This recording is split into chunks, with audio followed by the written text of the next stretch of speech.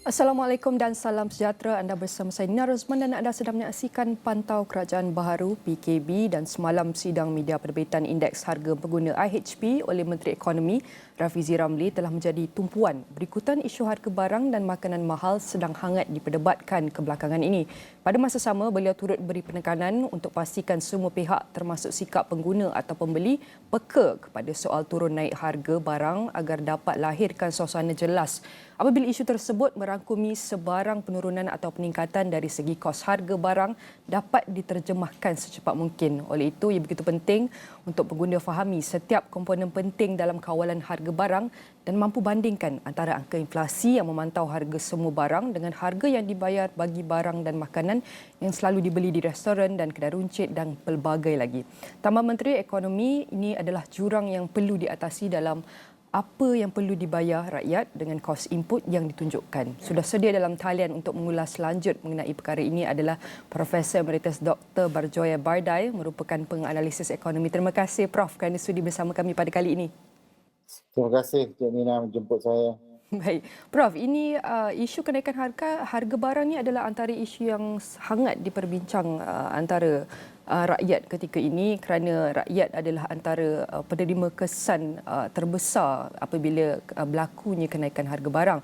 Jadi kalau kita lihat, kita nak faham perkara basic dulu. Apakah yang menyebabkan kenaikan harga barang ni dan bagaimana ia menjadi penyumbang kepada kadar inflasi negara? Okay. Bismillahirrahmanirrahim. Sebenarnya kita perlu mungkin memahami sedikit perspektif inflasi ini. Inflasi ini secara teori berlaku apabila harga meningkat. Dan harga meningkat ini disebabkan oleh keadaan pasaran di mana permintaan melebihi penawaran. Apabila barang-barang di dalam pasaran kurang dan pengguna-pengguna terus meletakkan permintaan untuk barang-barang tersebut, peniaga terpaksa meningkatkan harga untuk dapat menampung permintaan yang sesuai. Jadi harga meningkat. Bila harga meningkat, ini dipanggil inflasi. Dan di Malaysia ini sebenarnya kita menghadapi inflasi secara turun naik. Dan kalau kita kaji kadar inflasi di Malaysia ini sebenarnya dia pernah turun sehingga negatif 2.9% dan pernah naik sampai 23.9%. Jadi dia naik turun mengikut keadaan pasaran dan satu yang penting kita kaitkan apabila kita menentukan inflasi ialah kita perlu kaitkan dia dengan teori tabiat manusia ataupun behavioral theory. Sebab ekonomi ini adalah satu sains kemanusiaan, behavioral science. Dan jadi dalam setengah keadaan kita tidak faham bagaimana harga boleh terus naik apabila sepatutnya harga menurun. Dan ini boleh cuba diterjemahkan dengan melihat kelakuan manusia. Jadi kita boleh bincangkan, debatkan lagi bagaimana harga turun naik ini berlaku. Dan kalau kita lihat dalam sektor makanan, kita mengimport lebih 65 bilion makanan dari negara-negara jiran, negara luar. Dan barang-barang ini menjadi input kepada sektor permakanan. Setengahnya pergi ke pasar borong dan kemudian diedar kepada pasar-pasar dan dijual sebagai bahan mentah. Setengah lagi akan terus dihantar ke restoran ataupun pengeluar makanan. Setengahnya pengeluar makanan membeli daripada pasar borong.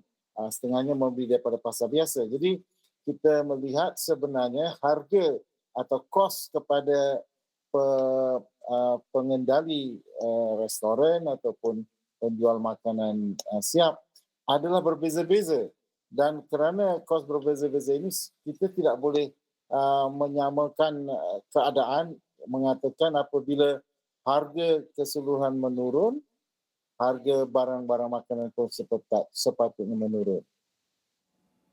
Jadi apabila kita bercakap mengenai kenaikan isu harga barang ni, sudah tentu kita perlu mencari inisiatif bagaimana kita nak kawal kenaikan harga barang ni. Jadi bantu kami fahami setiap komponen ataupun peringkat penting dalam kawalan harga barang ini. Mungkin ramai yang belum memahami rantaian kawalan harga ini dan perlu kena pasti bagaimana sistem kawalan harga barang ini.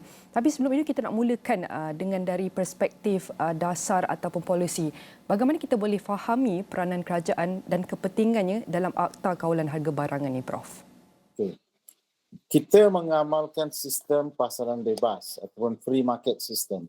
Dalam sistem pasaran bebas, sebenarnya kerajaan tidak boleh mengawal pasaran. Kalau kerajaan mengawal pasaran, maksudnya kita sudah menjadi satu sistem ekonomi terkawal. Jadi kita membiarkan pengeluar-pengeluar menentukan harga dan membekalkan barang yang dia rasa diperlukan oleh pengguna. Dan pengguna-pengguna akan pergi ke pasaran dan melihat harga di pasaran, dan kemudian dia akan menentukan sama ada harga yang dikenakan itu adalah harga yang sesuai. Setiap pengguna kita mempunyai tabiat atau behavior yang kita akan mencari bargain. Mencari bargain maksudnya kita akan mencari deal yang menguntungkan kita. Jadi kita kalau boleh kita nak setiap hari bila pergi ke pasar atau ke supermarket atau mana-mana tempat kita nak berbeli, kita nak harga barang itu lebih rendah daripada nilai. Dan ini yang menjadi masalahnya. Nilai adalah satu aspek yang relatif. Kita menentukan nilai berasas pada apa yang ada dalam persepsi kita. Maknanya terkadang-kadang kalau kita sangat minat kepada misalnya kacang bende, kepada kita nilai kacang bende itu tinggi. Jadi kalau kita tengok harga kacang bende itu misalnya sekilo RM15, kita mungkin kata oh itu masih murah kerana dalam persepsi kita nilainya adalah jauh lebih tinggi daripada RM30 misalnya.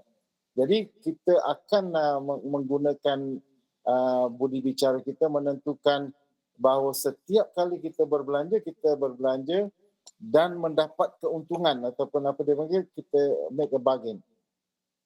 Jadi sekarang isunya ialah apa peranan kerajaan kalau kerajaan bukan sepatutnya mengawal. Kerajaan sepatutnya mempunyai peranan untuk memantau, memastikan bahawa pasaran ini berjalan secara cekap.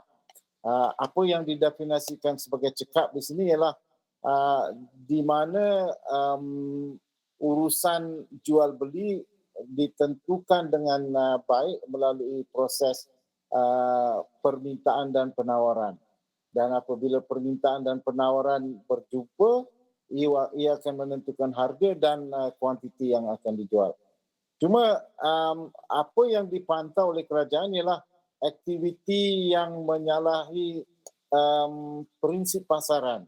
Pasaran sepatutnya telus terbuka di mana tidak ada manipulasi berlaku. Dan yang pentingnya kemungkinan berlaku manipulasi dalam bentuk peniaga-peniaga mewujudkan kartel, peniaga-peniaga menggunakan prinsip monopoli sehingga mereka boleh mengawal harga dan menentukan berapa banyak barang yang mereka nak bekalkan. Dan ini yang perlu dipantau. Persoalannya adalah bagaimana kerajaan akan berjaya memantau aktiviti manipulasi, penyuruhkan barang, aktiviti kartel, aktiviti monopoli ini. Ini yang selalu menjadi perdebatan, kerana kepada kita pelanggan, kita melihat harga yang meningkat hari demi hari dan kita tidak tahu sebabnya.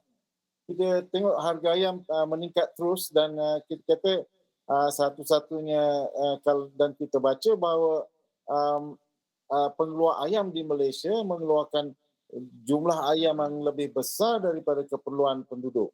Jadi mengapa kita mengalami pengurangan ayam dalam pasaran sehingga menyebabkan harganya meningkat?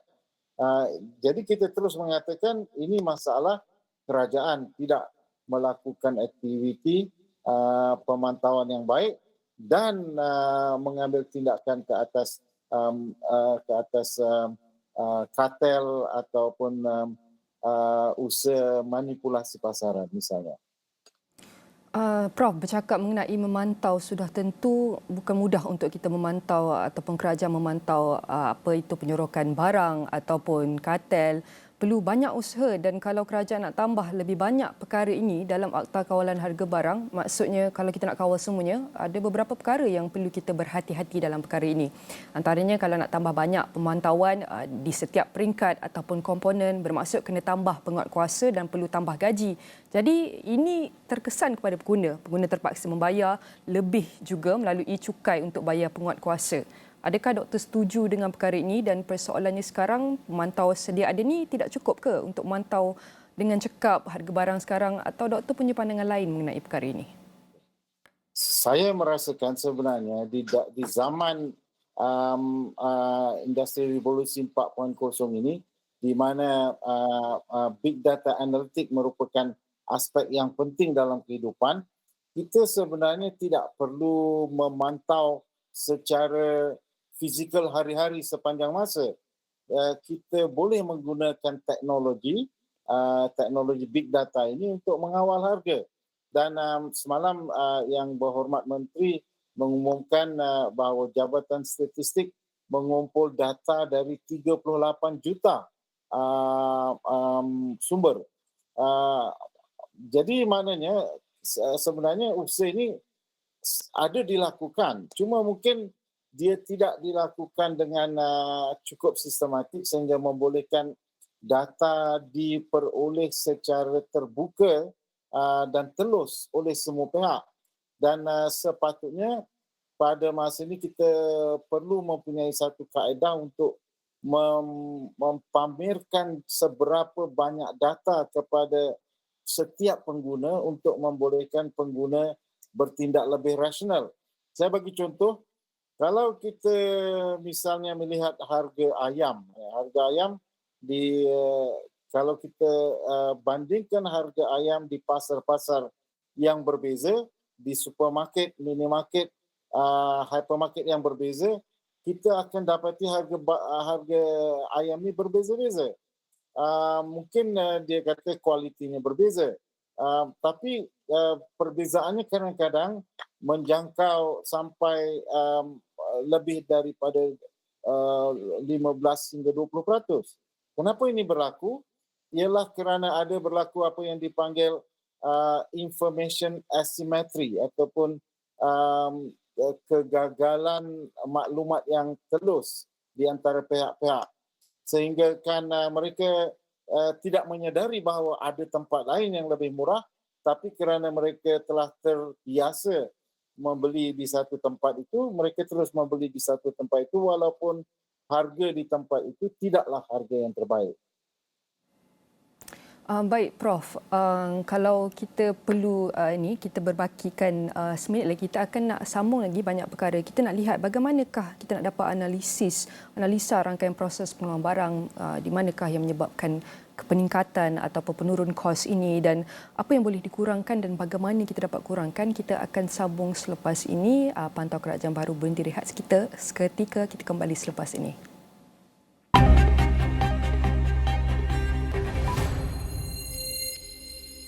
Bertemu kembali dalam Pantau Kerajaan Baharu. Kita masih lagi dalam perbincangan mengenai untuk memahami kenal pasti apakah antara komponen penting dalam kawalan harga barang. Dan kita bersama dalam talian itu Profesor Emeritus Dr. Bajoyai Badai di dalam talian.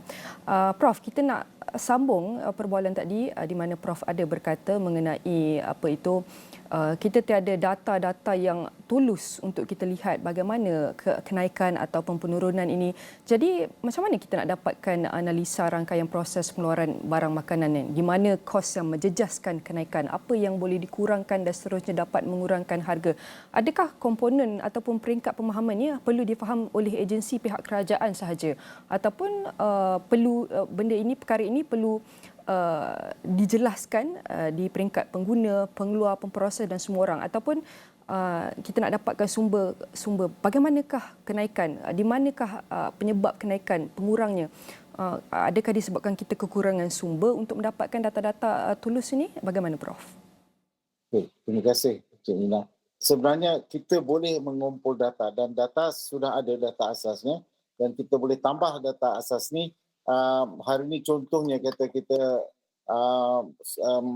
semua sedang mendebatkan tentang harga makanan di restoran yang tidak menurun. Dan kalau kita boleh membandingkan harga di restoran, sebenarnya harga di restoran juga jauh berbeza-beza. Contohnya harga ayam goreng. Kalau kita pergi ke misalnya nasi kandar, ada yang jual sampai RM8, ada yang RM15 seketul. Tapi kalau kita pergi kepada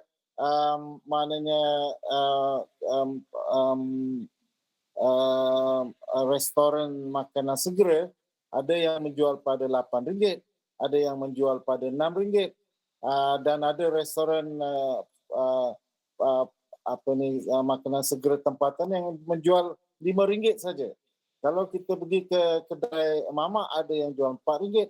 Tapi ada satu kedai mamak ni misalnya, dia boleh menjual seketul ayam dan nasi berharga RM90. Pun ada juga ni. Jadi maknanya kita perlu mempunyai satu mekanisme yang misalnya satu apps yang boleh menggabungkan semua menu-menu di kedai-kedai di makan ini yang dikhususkan mengikut tempat ataupun lokasi tertentu, yang membolehkan setiap pengguna sebelum dia membuat keputusan nak pergi makan atau nak membeli, dia boleh just klik satu button dan dia boleh tengok kalau dia nak makan asam pedas di mana yang paling efektif misalnya. Kemudian kita juga sebenarnya di peringkat kementerian perlu melakukan beberapa penyelidikan dan penyiasatan, khususnya forensic audit, maknanya untuk barang-barang ini. Contohnya hari ini kita mendengar yang berhormat Menteri kata harga bahan-bahan mentah sudah turun. Sepatutnya harga di restoran pun menurun. Tapi pengusaha restoran kata harga barang-barang mentah dia tidak menurun. Dan kerana dia juga masih menghadapi tekanan kerana kerajaan telah mengumumkan kenaikan gaji minimal untuk pekerjanya, dan dia terpaksa juga menaikkan gaji ketua tukang masaknya untuk berlaku adil, dan kos elektrik mungkin akan menaik dan sebagainya. Jadi menyebabkan peniaga tidak berupaya menurunkan harga seperti penurunan yang berlaku ke atas barang input. Jadi ini memerlukan penyiasatan kerana kita nak melihat apa yang ada di kepala pengusaha. Mengapa peniaga tidak menurunkan harga ialah kerana dia masih memikirkan bahawa di masa terdekat harga barang akan terus meningkat. Jadi kepada mereka sangat susah untuk menurunkan harga daripada menaikkan harga.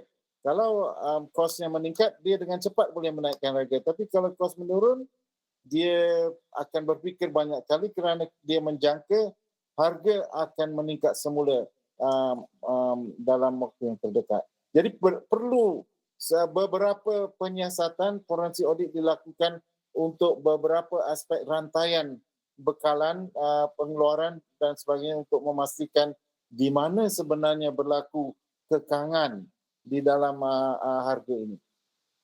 Prof, untuk tambah apa yang Prof kata, perlu melakukan penyiasatan di beberapa ataupun audit di beberapa peringkat di rantaian. Adakah ini sudah dilakukan ataupun pernah dilakukan? Bagaimana, Prof?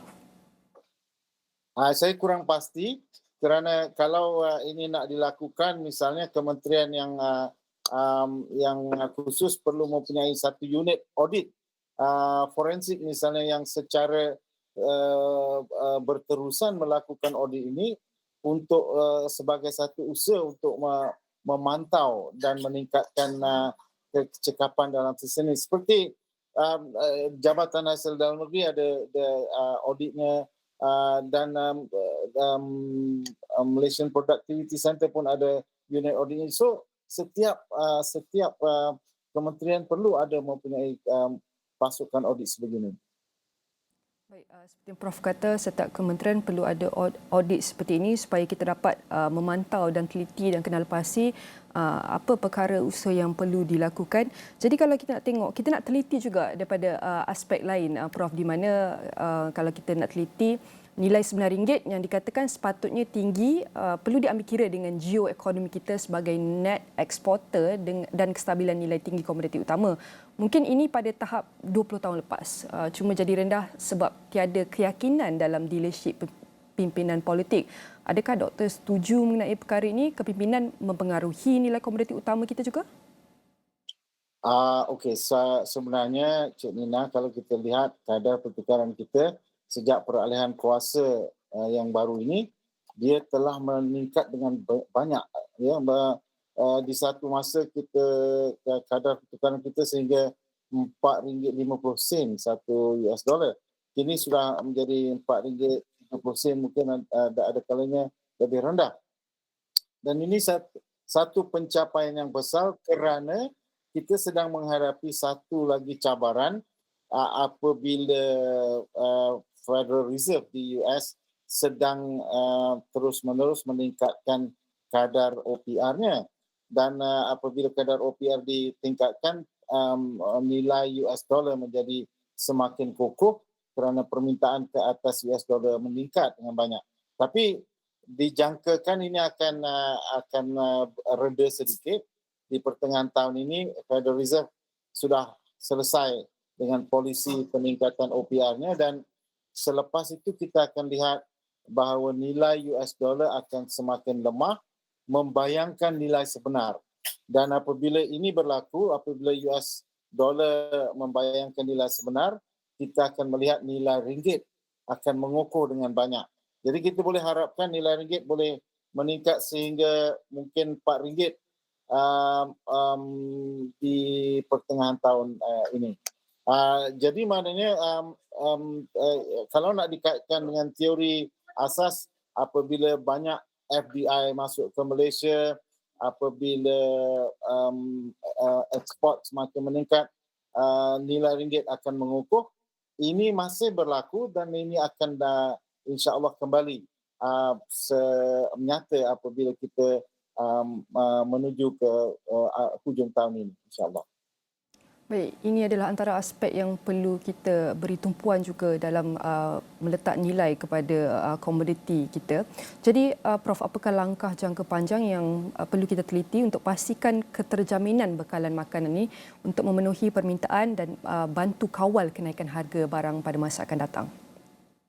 Okay, satu strategi yang dikemukakan oleh Yang Berhormat Menteri ialah penggantian import. Saya rasa ini satu strategi yang besar. Saya tak tahu bagaimana beliau mengatakan bahawa ini adalah satu strategi mudah kerana kita telah mencubanya berpuluh tahun. Tapi mungkin kita boleh melakukannya secara lebih sistematik, berintegratif, melibatkan banyak kementerian dan kalau ini boleh dilakukan, misalnya kita boleh lakukan dalam beberapa tahap di seluruh aspek kehidupan masyarakat kita, bermula dari misalnya bertani secara uh, uh, keperluan diri di setiap rumah dengan hidroponik ataupun pertanian menegak. Kemudian kita boleh pergi kepada aktiviti kerahkan kumpulan belia dan kumpulan graduan untuk memulakan perniagaan pertanian, sayuran, ternakan dan sebagainya. Kemudian pergi kepada meningkatkan kecekapan pertanian, misalnya tanaman padi kita untuk meningkatkan produktiviti mereka, dan kemudian menggabungkan semuanya melalui institusi yang kita ada seperti FAMA untuk menyelesaikan aspek pemasaran, untuk bukan melakukan kaedah tradisi melalui pasar tani dan sebagainya, tapi menggunakan kaedah jaringan atau sistem network melalui talian internet, membolehkan pemasaran dilakukan terus kepada pengguna untuk mengelakkan juga maknanya rantaian pembekal-pembekal di antaranya, dan ini boleh mengurangkan kos kepada pengguna dan di satu pihak lagi meningkatkan produktiviti ataupun viability kepada pengusaha-pengusaha dalam sektor pertanian ini. Baik Prof, berbakikan seminit saja. Apakah harapan Prof untuk bajet 2023 yang akan dibentangkan pada bulan Februari ini dalam menjamin food security ini? Okey, keselamatan makanan merupakan strategi jangka panjang. Mungkin kita tidak mengharapkan penyelesaian serta-merta, tapi kita berharap bahawa dalam belanjawan ini diumumkan satu program jangka yang meliputi jangka pendek, jangka pertengahan dan jangka panjang berkait dengan keselamatan makanan dan penggantian import. Dan ini perlu dilakukan secara bersistem, secara komprehensif menggunakan teknologi dan memanfaatkan ada sumber ekonomi yang ada untuk menyelesaikan sekali masalah-masalah pengguna dengan harga yang rendah dan pengeluar dengan viability project, insyaAllah. Betul.